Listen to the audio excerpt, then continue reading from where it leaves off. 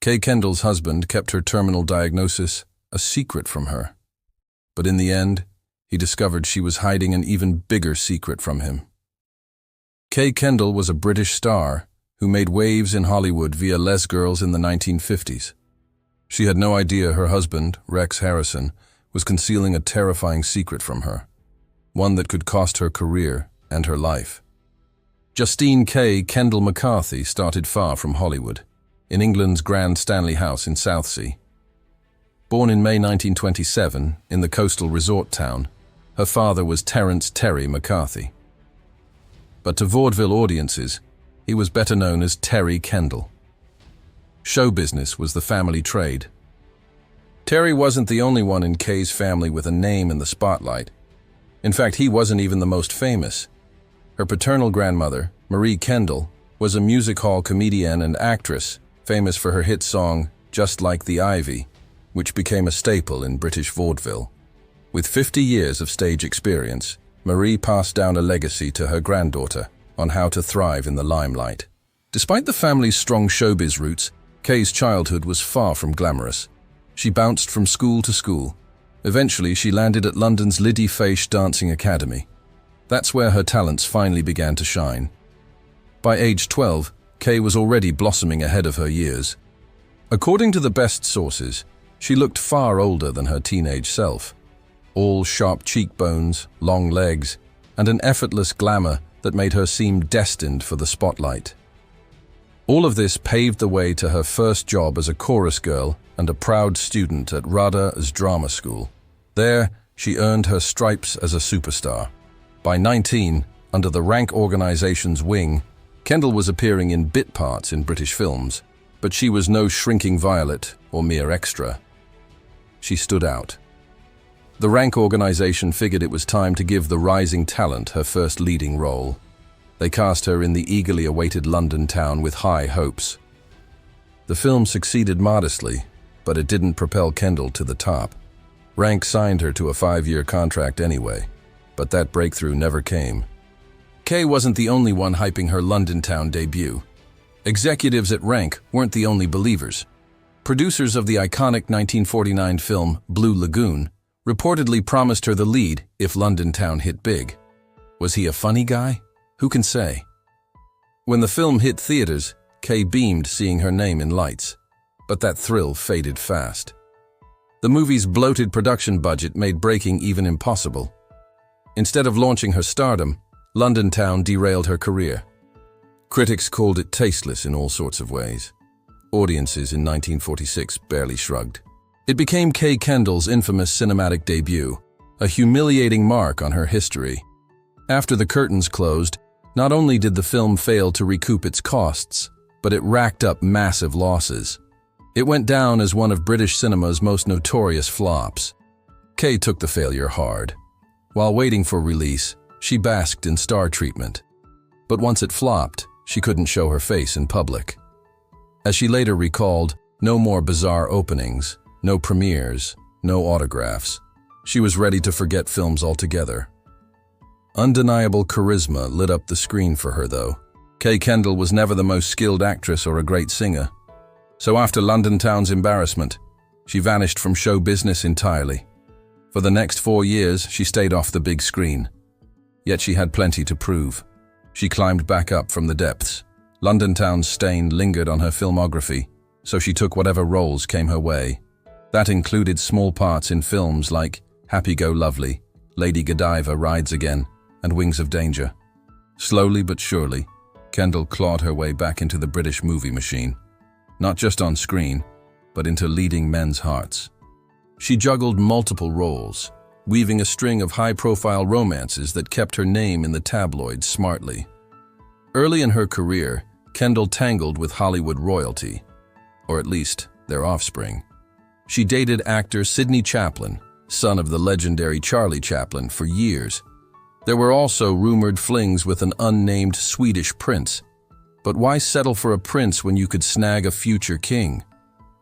Various reports linked her to Prince Philip, Duke of Edinburgh, rumors that persisted even after her death, fueled by her bold, aristocratic beauty that turned heads at royal-adjacent events.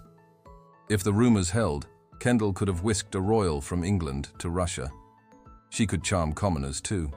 She had a passionate affair with James Sainsbury, heir to the grocery fortune.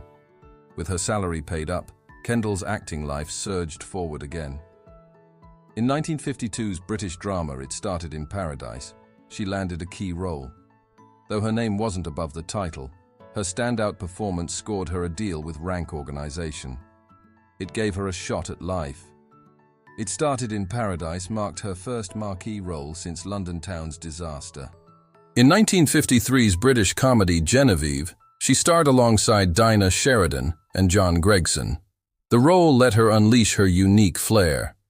She blended wit and flirtation into an irresistible mix. Are you sure you don't want to dance more? If it's not a bother. I'm afraid I'm not that graceful. No, you're not. You're always better than Ambrose.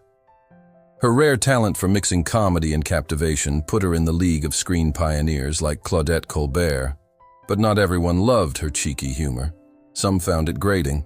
While reviewing Genevieve, a Catholic Times critic used words like obscene to describe Kendall's performance. Genevieve was a hit with audiences, reigniting her career. Filmgoers didn't always warm to her self-deprecating slapstick, often ditching feminine poise for pratfalls. Her allure worked overtime on some, perhaps too much. It must have been a full-time job. Kay owed much of her fresh success to Genevieve director Henry Cornelius, but she wasn't his biggest fan. Rumors swirled that he was overly handsy on set, and she'd whistle for backup if left alone with him. Good men were hard to find. So were good roles. Despite Genevieve's triumph, Hollywood still eluded her in British cinema. Tied to Rank's contract, she got stuck in their B-movies. She followed it with another big drama, The Disquieting Muses. Even without flexing her comedic chops, the real issue wasn't the script. It was the wardrobe. Kendall griped that the costumes made her look like a vigilante in drag. You'd have to check online to see it. After the dud drama, she bounced back to comedy. In 1954's Doctor in the House, she nabbed another marquee spot. It was just one part in a hit comedy series, but she was still under Rank's thumb. As her career finally turned around, Kendall grew pickier about roles. Despite the contract, she routinely turned down parts she feared would set her back. In 1955's hit, The Constant Husband, she scored another lead. Behind the scenes, she sparked a romance with co-star Rex Harrison. One problem, though. In 1955, Kendall was still among cinema's most eligible bachelorettes. But her new beau, Harrison, wasn't a bachelor. As their affair heated up, he stayed married to Lily Palmer. She appeared in The Constant Husband alongside Gene Kelly with her Hollywood debut. In George Cukor's 1957 musical comedy Les Girls, she had a major role. The big-budget film played to her strengths. It was a different Hollywood debut from the rest. Les Girls was Kendall's second big-budget outing. Her string of flops with high-stakes pictures continued. It succeeded with audiences and critics alike, but couldn't break even at the box office. Still, that didn't stop praise for Kendall. British fans were already smitten with her witty, funny, flirty stick-figure charm. When American audiences finally saw her on the big screen, they were stunned. Even Gene Kelly couldn't get enough of her performance. Though Les Girls bombed at the box office, it was a huge win for Kendall. In 1958, she won a Golden Globe for Best Actress in a musical or comedy. Around Les Girls, Kendall shifted focus from the big screen to her leading man, Rex Harrison. After years of their affair, Harrison left his wife for her, but she never wanted to make it official. By the late 1950s, their romance was an open secret, mostly thanks to Kendall's public outbursts. When marriage came up, she dodged it outright. Without a fateful doctor's appointment, the romance might have crashed as fast as it ignited. In early 1957, Kendall's doctor called Harrison in for a talk. It led to one of Hollywood's most dramatic and unexpected plot twists. She'd long suffered from what she thought was a minor ailment, a lifelong anemia that often left her fatigued.